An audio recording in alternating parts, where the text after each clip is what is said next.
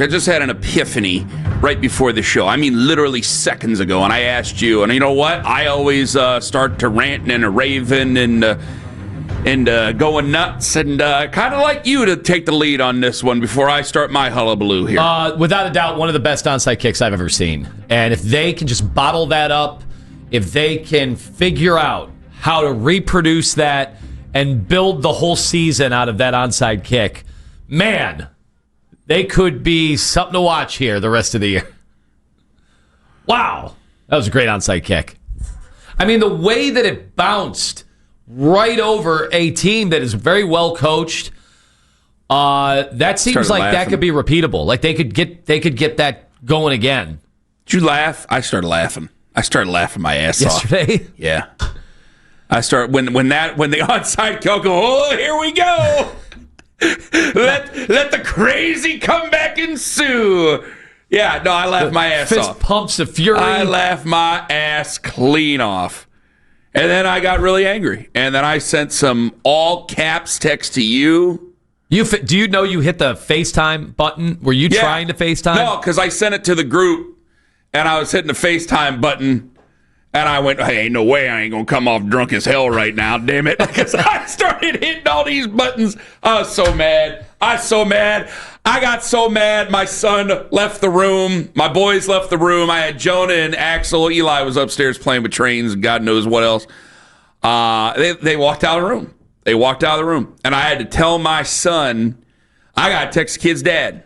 I just remembered that.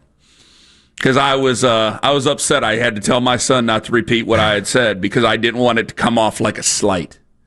I remember that. I can't repeat it all together verbatim because I'm sure there were many F-bombs being shouted because something broke again yesterday. I'm glad that my spirit is still there. I'm glad that it's still there. It hasn't just washed all over me and I just don't start off every day cynically, but I think the biggest source of disappointment to me in that, like, you could have turned that game off, pretty early in the third quarter. Like, you saw which direction that was heading in. And it was like, oh yeah, they've made all the adjustments against the Browns defense, which in the first half, I mean, Myles Garrett was so damn dominant. And then it's like, oh, okay, we always joke about halftime adjustments. My notes ended on the pass that Siciliano called a hot air balloon. A hot air balloon. I believe he called it a hot air balloon, if I'm not mistaken. The one that was Isaiah Bond out of bounds. Well, no, there was the one he just basically threw an arm punt. I said, what are we doing the Hail with that? Mary. After they went for it on 4th and 1, deep in their own territory and converted, the next play was they dialed up the Hail Mary. Yeah, let's throw it 70 yards. Yeah. For an interception. The disappointment I had was, like, I was waiting for Schlereth to seize an opportunity to go on a potential soliloquy. He didn't. And I almost wonder if Stefanski, they knew they were losing, and he's like, well, if I throw the ball, if I structure anything where it's in the direction of Jerry Jeudy, Schlereth might go on a 5-minute anti-Jeudy rant. So let's have very, very few targets. What did Jerry finish with? I knew that he was on the field. He had 4 targets. I knew Jerry was on the field. Yeah. That's all I about knew. Let me pull up the stats real quick. I think he had 1 catch. No, I don't think he had any catches. You ready for me to get this all off my chest? He had 0 catches for 0 yards. He had 2 targets.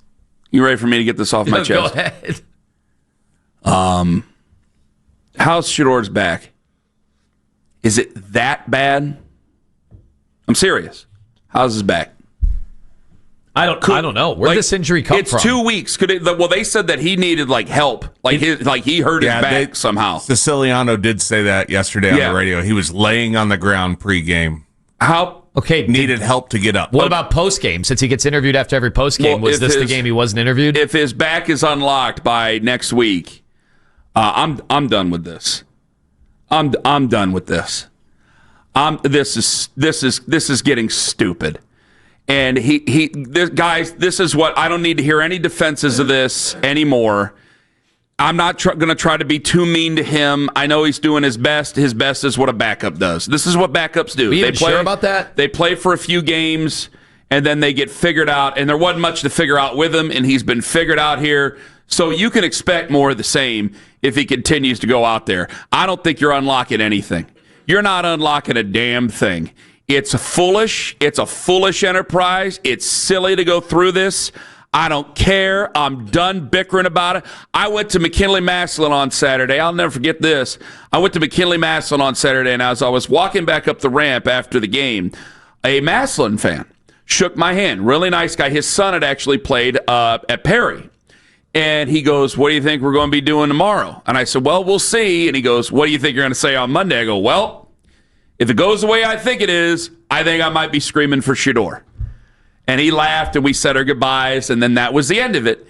And here I am, and I'm trying not to scream for Shedeur, but I really want to scream for Shedeur. Because, guys, this is you can't tell me you're not curious. I mean, at this, what is defensible about what transpired on offense yesterday? And the whole thing is that, well, after the scripted plays, because they don't care when you score on scripted drives, guys. They don't care. The NFL teams don't care if you score on if things get out of hand afterwards. Yeah, they care. But if they score on scripted drives and they feel they figured you out, they've unlocked your offense, they know they're going to be able to beat you. And that's exactly what happened. They drove around you because you can't do anything offensively.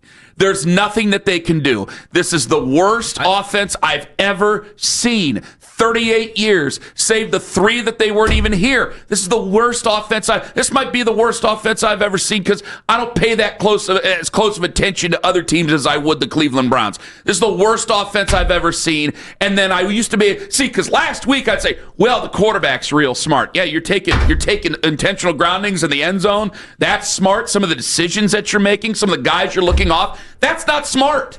This is not smart. So the thing that I could say, I can't say. And if I said it, I'd be lying to myself.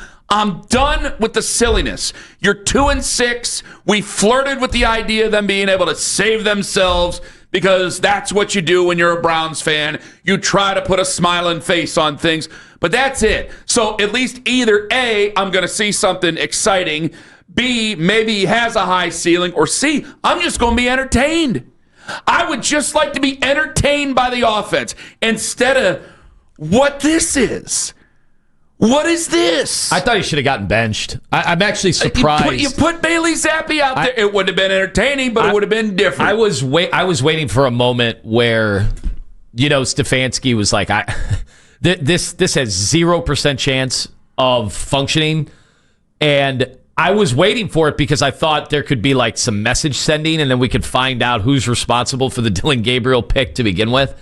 But that didn't happen. And then obviously right after the game said, oh, get ready, strap in. You're going to be seeing plenty of Dillon Gabriel. We'll see if over the next 2 weeks. Well, you're going to be seeing plenty of orange then. That's what you're going to be seeing because people ain't coming to the ballpark to see that. To sit there and talk, well, we got a great defense. We got a great defense. Yeah, and the defense is great, and they're getting madder and madder and madder at the offense. So now, hey, we always talk about how athletes and us don't have anything in common. You have so much in common with your defense right now. Every Browns fan out there, good God, look at the way Miles reacted on the sidelines yesterday. And look at the way I was reacting. I go, hey, we're the same guy. Except for, millions of dollars and a lot of athletic ability, we're the same guy. Because I had the same meltdown basically at the same time as Miles yesterday. It was right there. We were looking in a mirror at each other. Because here we are. It's not about sympathy. It's about empathy there. Because now he's here forever. So I had the same type of meltdown because we're all here forever. The same type of meltdown that he had. And I'm glad he did it. I'm glad he feels that way because at least somebody is showing you how we all feel. Because it is just an embarrassment. What a game. QB guru. It was just so apropos of all the games for him to break the record. The franchise record of all the games. It was that blowout. You know what loss. it was? You know what yesterday was? I wrote it down. I wrote down the notes. I said, I wrote Shohei Ohtani with the Angels. That's what he was. It was Shohei Ohtani with the Angels. He did all this, and they still got blown out. Which, by the way, guys, 1, 2, 3. You can make an argument for 4 if you wanted to. Did we get blown out by the Steelers? Yeah, I called 4. That blowout. You got 4 blowouts in an NFL season. 4. It's not even Halloween. We have 4 blowouts in an NFL season. There are 4 of them. There are 4 of them. There are 4 blowouts. You've been blown out 4 times already in an NFL season. That's insanity! And meanwhile, the Jets. I'm sorry. The Jets and Dolphins sorry for win. yelling. The Jets put up how many points? 39? The Jets. put up 39 points. On what planet could the Browns ever put up 39 points? I'm not even mad at the locker room. I think there's still Miami put up 34. Culture. Yes, you saw that too. I think there's still. I can't believe I'm saying that. I think there is some guys that definitely care inside the locker room. It can't happen. Either the offense is inept or you've put yourself in a bad situation. Either way, you got to be just moving on from all of it. There ain't nothing I'm going to be able to do this this season. I don't know what's going to happen this offseason other than, you know what? I might as well have a chance to have a little bit of fun. If 12's back isn't locked up and he doesn't need a backiotomy, just put him out there for the love of Christ. Just put him out there and let's see. Give me a good effort for a week and let's see what he can do. The Jets won a game, so they're ready to mail it in for the rest of the year. They got so go right on ahead and put him out there. There's no better time. I don't care. I can't see what that was yesterday any longer. I can't see the demoralizing feeling as the game goes on. Really, as the season goes on. But as the game goes on, Anthony, don't you feel... I know you protect yourself with cynicism and sarcasm, but you didn't feel that at that moment, at that time? Just to sit there and just watch... Oh, Judkins to the right. Judkins to the middle. Incomplete for... Isaiah Bond on a slant punt. Let's see what the next one was. Oh, did we get a first down? We got one first down. And then the best was the Gage Larvidan, where they wanted a wheel and nothing happened. So Gage just decided to hell with it. I'm going to take off. Good effort. That was a punt.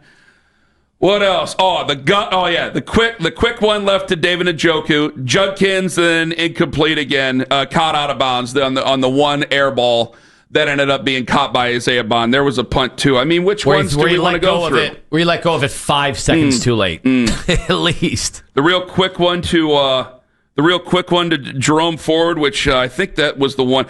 No, was it? No, the Harold Fannin one. That was 3rd and 9 at the beginning of the third quarter, where I think Nathan said it was just nonsensical on that one. That was a punt. See, I could tell how frustrated you were, Kenny, because then there was the interception. Guys, that's not even Ken's real handwriting. Ken's real handwriting looks like calligraphy. Well, this is anger. This is anger writing. I mean, he's got tremors.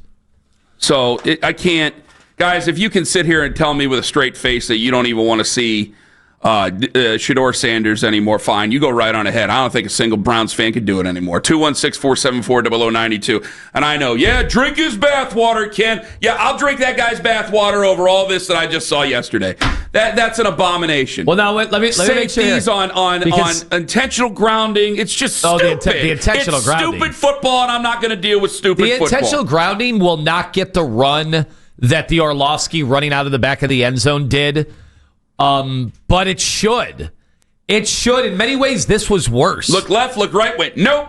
Get out. Got to get out of this one. Got to bail out of here. For someone who's played as much football as he has and quarterbacked as much football, and correct me if I'm wrong, is the intentional grounding / safety rule the same in college as it is? Okay, good. Just making sure. I've never seen that. Because I've seen guys run out of the back of the end zone. I've never seen, you know what, good time to just get out of Dodge and throw the ball away. I'll just give them 2 points. Let's whole move on with life. Was to just not get sacked. And he didn't think about what he was doing. That's what high school kids do. Oh, my God, right. I probably have seen that in high school, actually. Any college I say... back in the day. Any college I say, well, there's like 30 teams now in the CVC, so you got to be choosy now. That's high school stuff. It's just high school stuff. So, I can't watch this offense anymore because the issue is that usually I go off on some crazy tangent because I don't think the guys care. The weird thing is I think they care. I think that they are growing. I think the distrust is growing by the hour within the coaching staff or at the coaching staff of the team. I think the distrust of the offense is growing by the hour with the defense, and then by the coaching staff as well, by those in charge. I definitely think I see some guys who care, and I think that they look at it and they think that their performances are wasted because we're having intentional grounding in the end zone, and we're not even bothering to look off a guy. We have one read and one read only, and that's it, and that's all. And I can't guarantee it's going to be any better with the other guy, but at least it's a change and I'll be somewhat entertained. I know I'll be entertained.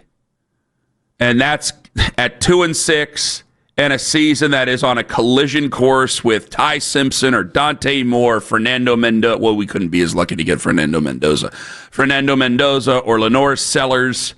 I just want to be entertained at that moment. Then I'm just looking for entertainment.